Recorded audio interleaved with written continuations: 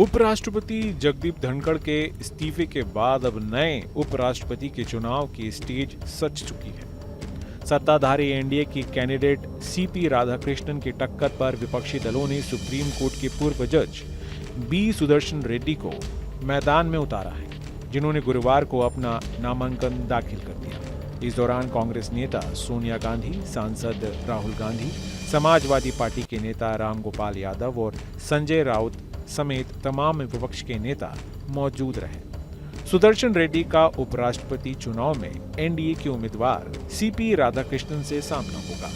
नामांकन पत्र के 4 सेट दाखिल किए गए, जिन पर कांग्रेस संसदीय दल की प्रमुख सोनिया गांधी, लोकसभा में नेता प्रतिपक्ष राहुल गांधी, राज्यसभा में नेता प्रतिपक्ष मल्लिकार्जुन खड़गे, द्रमुक के तिरुचि शिवा समेत 140 सांसदों ने बतौर प्रस्तावक व अनुमोदक हस्ताक्षर किए। नंबर्स का तो चलते रहता है, उसमें क्या कोई बड़ी बात नहीं। But do you think, sir, it's an ideological battle? Because yesterday you said I think so. I have made it very clear yesterday. It is battle of ideology.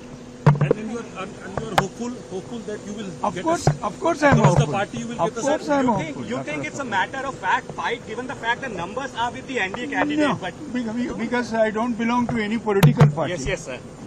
That is the reason why I think that everybody would support me. And it's a kind of an ideological fight between Of the course, it opposition is and so. the NDA. Of course, it is so. One message you want to give before nomination, sir. I will give the message after filing the. Okay. Thank you. Please.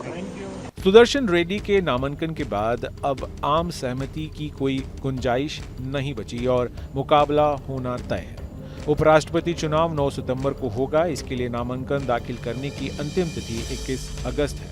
22 अगस्त को नामांकन की जांच होगी। नाम वापस लेने की आखिरी तिथि 25 अगस्त है। 9 सितंबर को ही रिजल्ट भी आ जाएगा।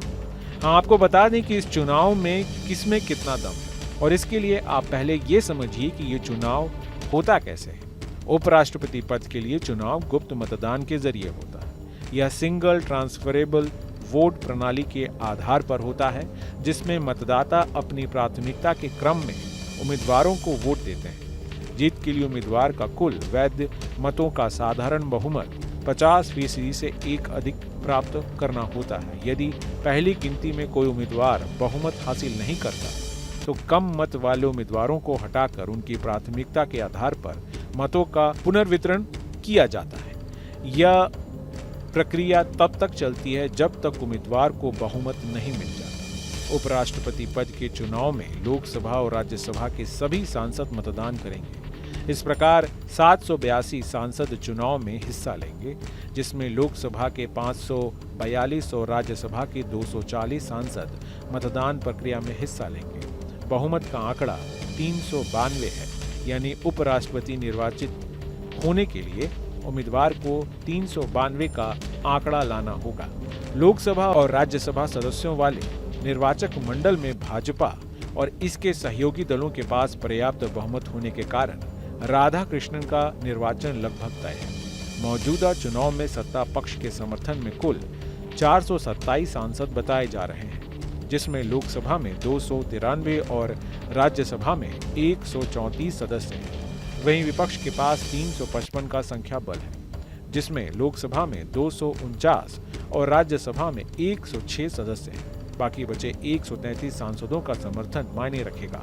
दोनों ही पक्ष इनका वोट हासिल करने की कोशिश करेंगे। ब्यूरो रिपोर्ट, राजनीति।